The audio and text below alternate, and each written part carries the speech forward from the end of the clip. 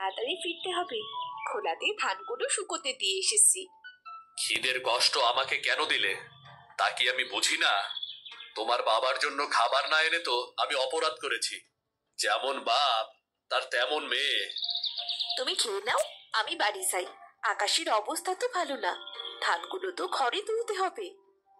আমার খাওয়া হবে, তারপর এই বাসনগুলো নিয়ে তুমি ঘরে যাবে।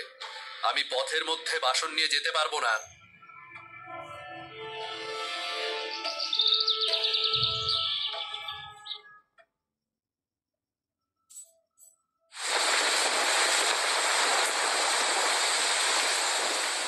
বড্ড হাঁপিয়ে গেছি। ধানগুলো তো ভিজেই গেল, আর আমিও ভিজে গেলাম। ভেজা ধান তুলে রাখলাম, কিন্তু কাল কড়া রোদে শুকাতে না পারলে যে ধানগুলো সব পচে যাবে। বুঝবেই তো যে অলক্ষণে মেয়ে ঘরে এনেছি, আমার সংসারের হাড়ির হাল করে ছাড়বে। দুপুরের বাসি বাসনগুলো এখনো পড়ে আছে, এটাও জানে না এটো বাসন ফেলে রাখতে নেই। ও জানবে কেমন করে? ওদের ঘরে তো কলা পাতায় খাবার খায়, বাসন ধোয়ার বালাই নাই। জোটেও সব আমার কপালে। আমি বাসনগুলো ধুয়ে এক্ষুনি নিয়ে আসছি। সে যাও, তবে দেখো কাজ ফেলে পুকুর পাড়ে গল্প করতে বসো না। রাতের রান্না করতে হবে। রাতে কিন্তু মুড়ি ঘন্ট চাই, সাথে ডাল আর ঝরঝরে আলু ভাজাও লাগবে কিন্তু। সারা দিন সংসারের এত কাজ করি, তবুও কারো এতটুকু মন পাই না। জানি না কবে এই সংসার থেকে মুক্তি মিলবে আমার। ভেজা শরীরে থাকতে থাকতে কাঁপুনি দিচ্ছে, শরীরটা আর চলছে না। সারাদিন তাতে কুটোটিও কাটা হয়নি। যাই, দুপুরে একটু ভাত আর মাংসের তরকারি আছে, ওটুকু দিয়ে একটু খেয়ে নি। আরে বাপরে, সংসার ভেসে যায়, মহারানী আয়েশ করে পায়েস খাচ্ছেন। তা আপনার কি আর কিছু লাগবে নাকি? না মানে একটু খাবার পানি, একটু হাত পাখার বাতাস, বলুন না কি চাই। এই দাস হাজির আপনার হুকুমের তামিল করতে। আজ তোমার আবার কি হলো? এমন করে কথা বলছো কেন?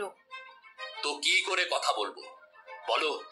নিজের খাবারের কথা তো ঠিকই মনে থাকে, গরুগুলোকে যে খাওয়াতে হবে সে খেয়াল তোমার আছে? আমি খেয়েই তো গরুর খাবার দিতে যেতাম। আসলে ধান তোলার পর থেকে আমি একটু বসার সময় পাইনি গো, সারাদিন কিছু খাওয়াও হয়নি। তুমি একদিন না খেলে দেশ অশুদ্ধ হয়ে যাবে না, কিন্তু গরুগুলো ঠিক মতো খেতে না পারলে দুধ দেবে না। দুধ বিক্রির টাকায় ভেবেছি আরো কিছু গরু কিনবো। কোথায় আমাকে সাহায্য করবে তা না, উনি নিজের কথা ভাবছেন। সংসারে এত নিজের কথা ভাবলে চলবে না। আমি এক্ষুনি যাচ্ছি, আপনি একদম চিন্তা করবেন না। ধানগুলো এত ভিজেছে কেন? ধান নষ্ট হলে টাকা কে দেবে? একটা টাকা আনার মুরদ নেই, শুধু অপচয় আর অপচয়। আপনি রাগ করবেন না, অবেলায় বৃষ্টি এসেছিল তো, রাতে অনেক রান্না করতে হবে। বলছিলাম কি, আপনি যদি গরুগুলোকে খেতে দেন, সারাদিন পর খাবার খেয়ে আমি আর দাঁড়াতে পারছি না। তা পারবে কেন? আলসে মেয়ে একটা, কোনো কাজ গুছিয়ে করতে জানে না। আমি কি রাখাল নাকি যে গরুকে খেতে দেব? এসব তোমার কাজ, নয়তো খামাখা একজনকে কেন আনবো বসিয়ে বসিয়ে খাওয়াতে? বাড়িতে এত কাজ আমি কি করে একা সামলাবো? বাড়িতে যদি একটা রাখাল রাখেন তাহলে খুব ভালো হয়, অন্তত একটা কাজ কমে যেত। আমার কি বুদ্ধি নেই? তোমার বুদ্ধিতে আমার চলতে হবে। রাখাল রাখবো কেন? আবার আরেকটা পেট, আমরা তো রাজার বংশ নই। যাও, আহ্লাদ না করে সব কাজ সেরে ফেলো, যাও।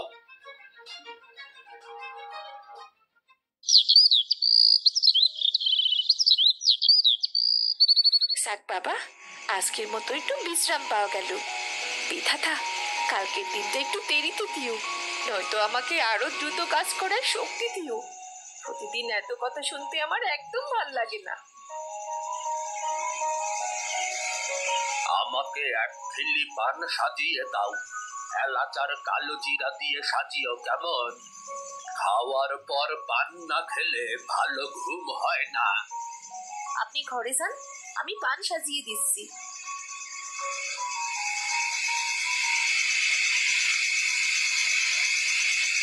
বিছানায় বসে কে পান সাজায়? তোমার কি কোনো কালেই বুদ্ধি হবে না নাকি? বাবা পান চাইলেন, তুমি যাও না, বাবাকে পানটা দিয়ে এসো। আমার বৃষ্টির পানি মাথায় পড়েছে বলে মাথাটা তুলতে কষ্ট হচ্ছে। বাবা কি পানটা আমার কাছ থেকে চেয়েছেন?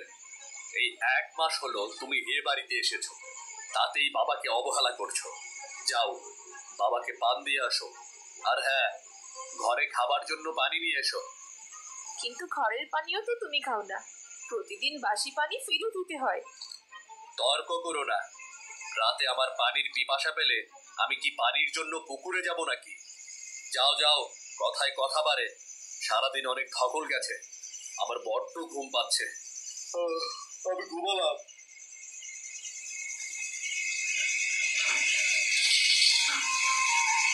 হায় রে মানুষ, সকলের ঘুম পায়, শুধু আমারই ঘুম পেতে নেই।